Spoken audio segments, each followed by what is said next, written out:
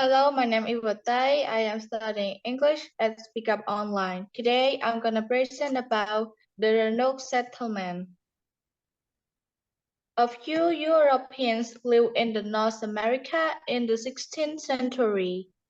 Most of them settled on the northeast coast. In 1587, a small group of about 100 people decided to go south. They moved to the small island of Roanoke. That area later became part of the state of North Carolina. Unfortunately, the Roanoke settlers weren't well prepared.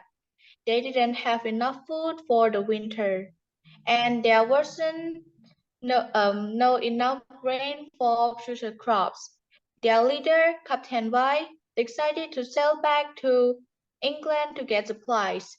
However, there was a war in Europe, and 3 years passed before he returned to North America.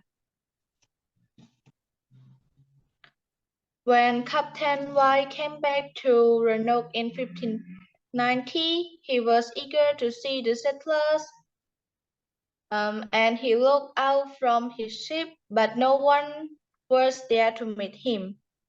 There were no signs of life. The settlement was deserted.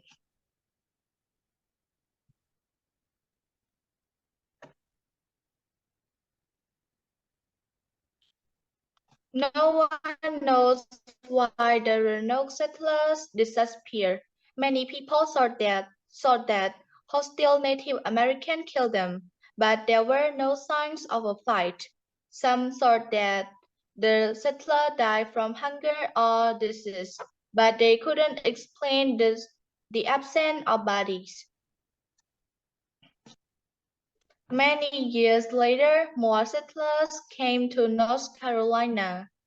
One of them met a Native American group called the Lumbee.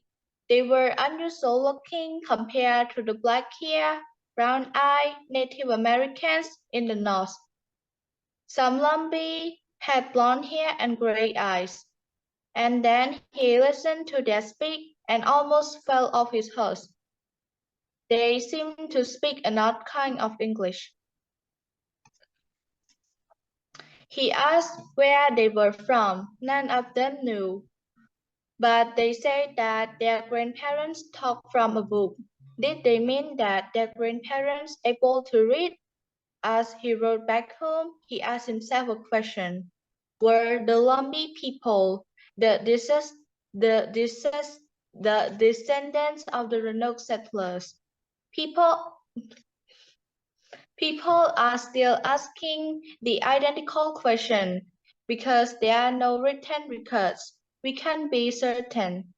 However, there's one interesting fact. Today, some of the Lumbee people have names like Samson, Deer, and Cooper. They are identical to the names of the vanished settlers of Roanoke Island. Thank you. Good job.